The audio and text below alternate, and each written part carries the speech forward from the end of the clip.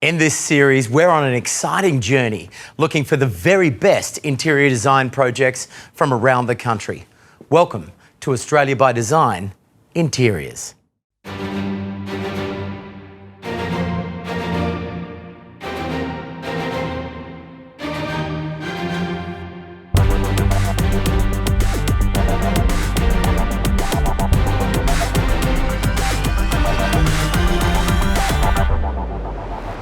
We've gathered our panel of design industry leaders at Top 3 by Design in Sydney to find out which projects will make it through to our series final.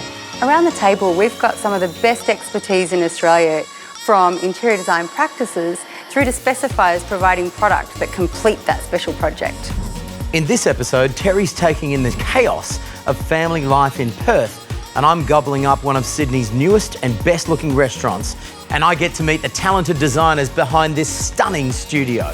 But first, Reno is taking a look at an interior which is half exterior. Wow, what a sight. A garden, an oasis in the centre of the city. Concrete, timber, stone and landscape has made it into a truly amazing interior. We usually come home and shut the door to the outside world. Well, this project does the exact opposite. Wow, now this is no ordinary apartment, is it, Adam? No, it's not. It's a very special apartment right in the centre of Sydney. We wanted to create an apartment which was a garden rather than an apartment, and have these gardens that kind of then we happen to live in, as opposed to a house that had some gardens around it. The building used to be an agricultural machinery showroom. They would take the tractor from the showroom into the lift, up onto the roof, and you'd test drive it around on the roof. And we're on the old roof of the building.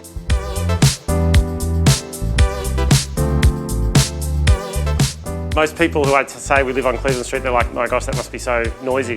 But actually up here, you don't hear much at all. We've done things like have the garden here, set the apartment back from the edge, and we have a pond which creates some background noise, and it just kind of filters out the hum of the city. So when you get up here, it's incredibly quiet. You often feel like you're in the middle of the bush. It's really special, actually.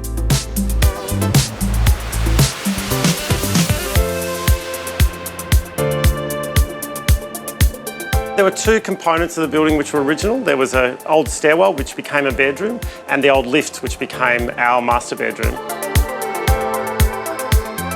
I think there should be joy in just the composition of spaces and sizes of openings and windows, and they should align with certain views.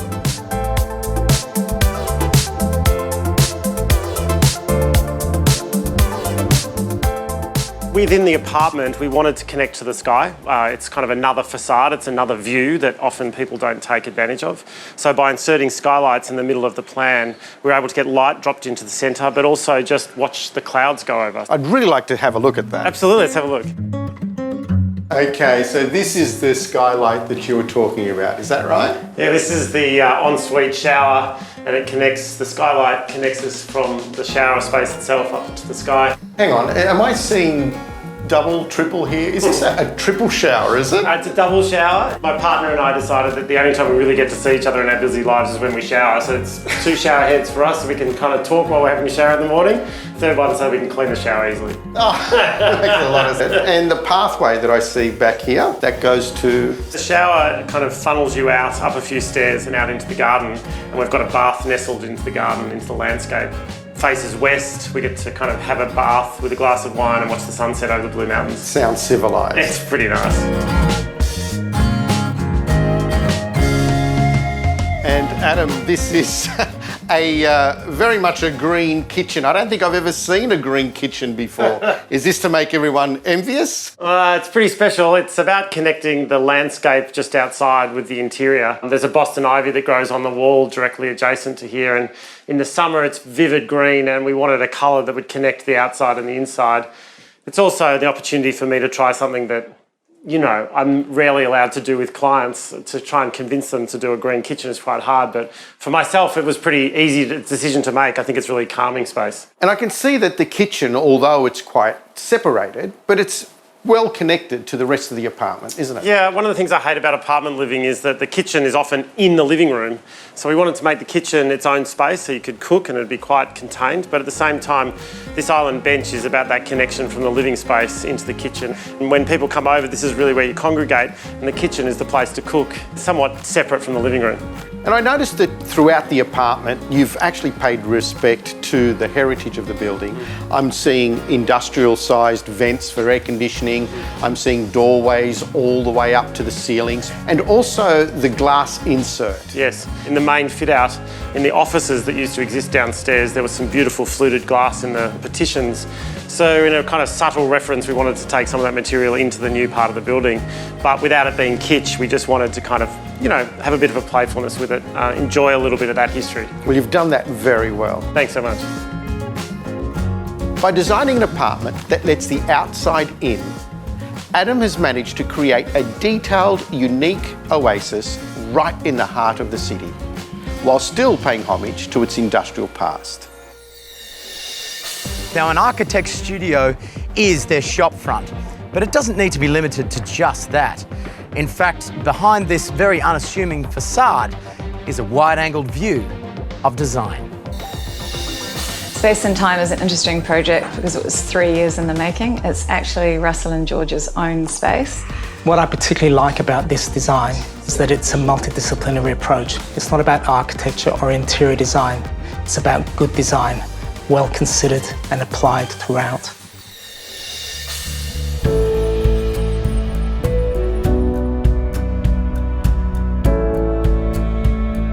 So is this the office manager? Yeah, this is the office manager, right? What's her name? This is Fergie. Oh, she's beautiful. Well, I have to say, this is an inspirational place to work. And I think you've delineated the space quite elegantly by just using colour. And I just love the fact that it's completely modular. This looks like an industrial shed of some sort, yeah? Yeah, it was a mechanics. And this is your boardroom? Well, this is the boardroom today. You know, the boardroom might be over in the lighter space tomorrow, but who knows? I like it because no one really sits at the head of the table. Well, that's the point. So there's no A-type personalities invited here? No. we don't produce good design outcomes that way. Yeah, I agree. So when we first moved in here, we basically, we lived in a tent. Yeah. And we air-conditioned that tent. And it was this big black tarp that was this kind of voluminous thing suspended from the ceiling. Our office was in a tent for about 3 years. You're either nuts or you're very courageous. Probably nuts. It inspires clients, but it's also about inspiring our team. Yeah. It's also about, you know, keeping ideas vibrant.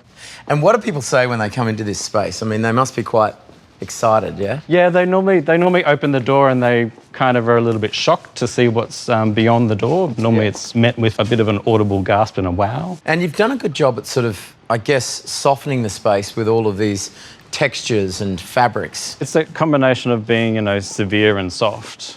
And so it's modular. Everything's on wheels. Everything's on wheels. Are the staff also on wheels? I don't know whether they like being on wheels all the time, but...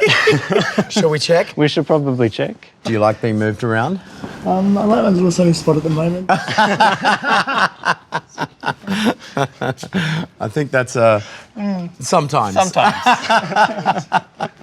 And so this is where all the samples are kept? Yeah, this is where our trade library is kept, samples and everything else. It's also our bar, so we turn them around, join them together, the galvanised faces on the out, and then we have a cocktail party or, you know, or a buffet or whatever else. Oh, you're back again, are you? You're back again.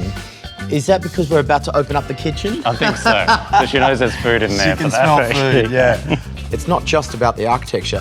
You've also designed all the components that go into the space as well, yeah? Yeah, we designed and we also made most of them on site. So amazing. That's why it probably took so long. But you know what? It was worth the wait. It's hard to believe that insects had a play in this design. We call this chair the spider chair. Yes. Because it's sort of, to us, it kind of looked like a little spider and little antlers and that kind of thing. In a way, this is a form of biomimicry, yeah? Yeah, there is a bit of that. I can't tell you how many versions of weaving this thing we came up with until we decided on what this was. And there's no glue on it. It's all held together with gravity and with just the knots and the rope itself. The table's designed so they can be split apart. They're all held together with magnets as well, so the junctions. And I'm dying to know more about that couch. We call this the millipede, mainly because it has lots and lots of legs. But as you move around and the legs line up, the thing appears to sort of float and hover. It's one of those things that just, sinking into this on a Sunday afternoon. Yeah. Yeah. The ergonomics are perfect. Yeah. It's actually really your physical portfolio, isn't it? Well, we don't really distinguish between interior design and architecture and furniture and object. And from our point of view, creating a beautiful space for somebody is really the most important thing, regardless of whether it's a chair or a door handle or a 5-level house. It's all the same. Ryan and Byron have shown that beauty and flexibility don't need to be mutually exclusive. You can have both. Their attention to and complete control of every level of composition here in this space is the perfect public declaration of not only a beautiful workspace, but their unified approach to design. We're on the hunt for some of the best interior design across the country.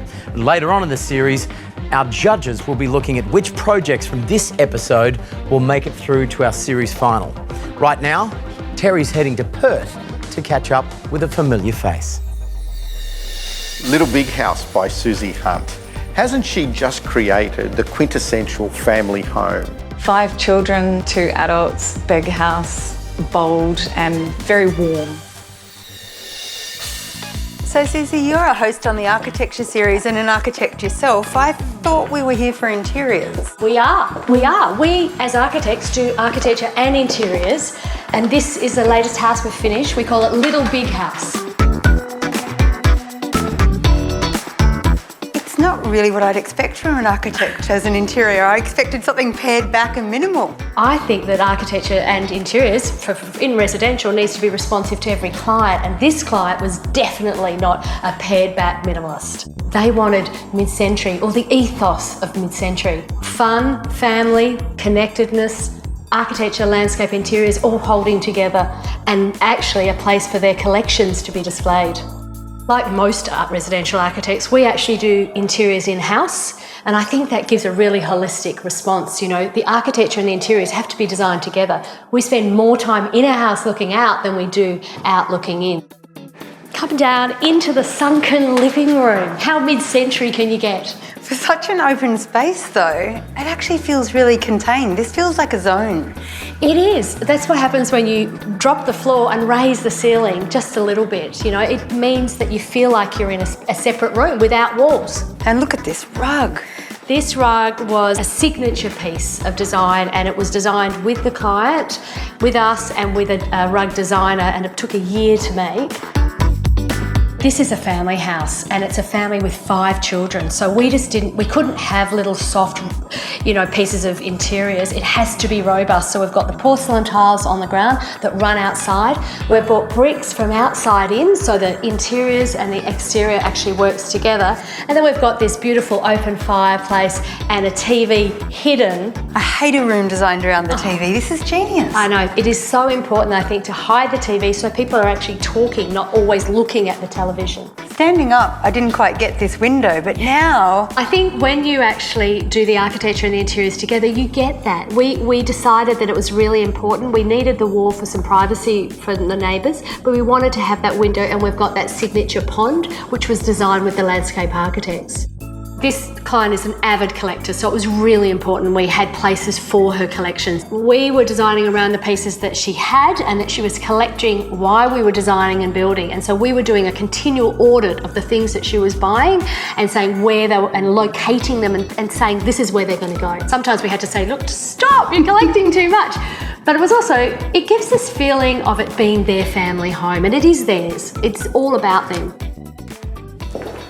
This is a real sanctuary.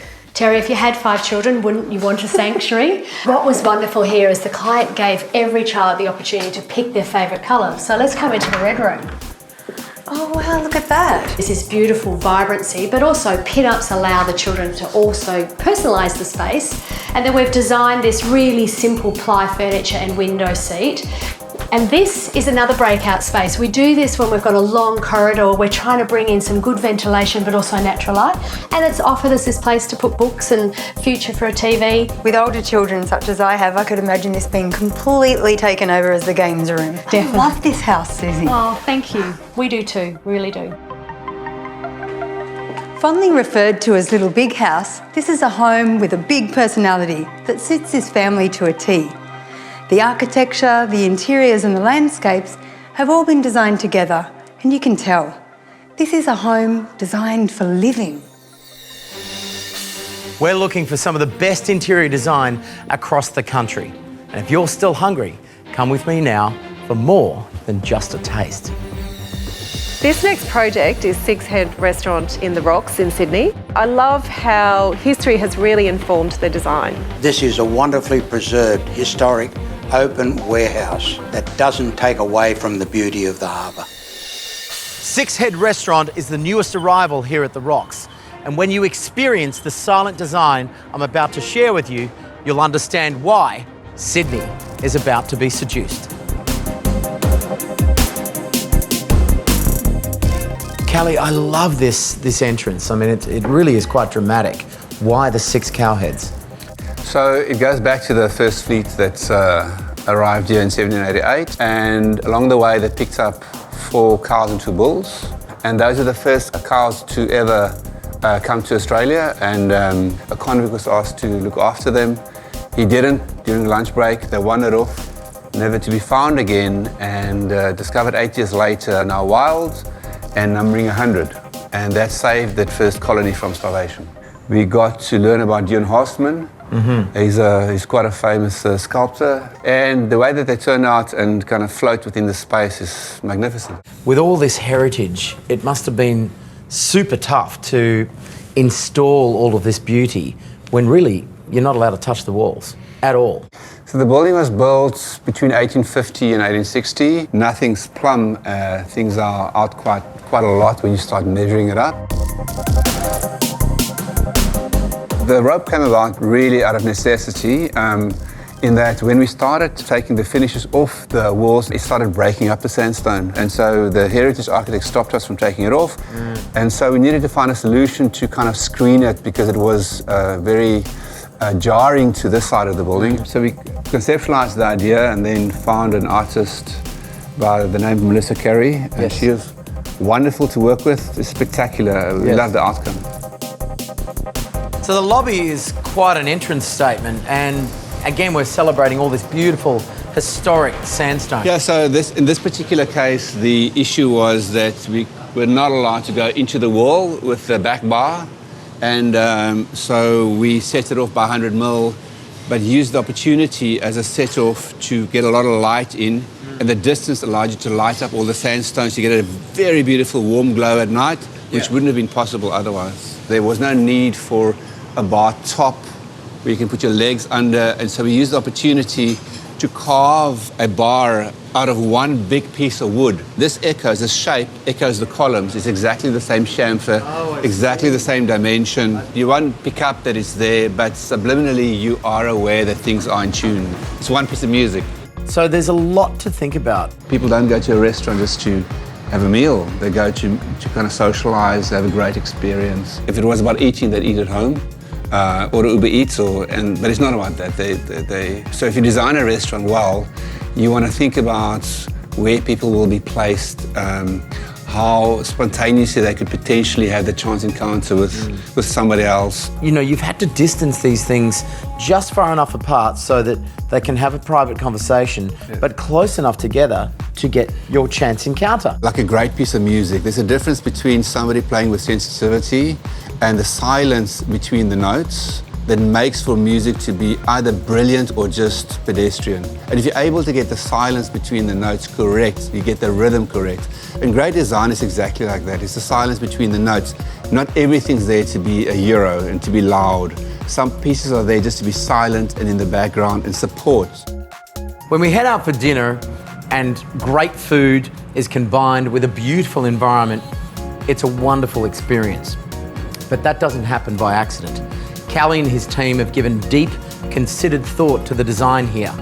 which means you're instantly comfortable, whether you're sitting here, here, here, or here, meaning you're relaxed and enjoying your meal before the food has even arrived. And whilst most of the customers won't even notice half of the design work that's been done here, they will be luxuriating in it nevertheless. Now it's over to the judges to make the almost impossible choice of who's going through to the final. This is a rooftop that you happen to live in rather than an apartment surrounded by landscape. The fact that they had this wonderful historic building that could withstand weight was a logical use of the space. Look, I'm not surprised this one has been voted into the final. It has a lot of texture, a lot of colour, a lot of life. A great example of Australian design. Well, we're 4 projects down and 6 to go before we have our final top 10. Join us next week as we continue our search for Australia's best interior design.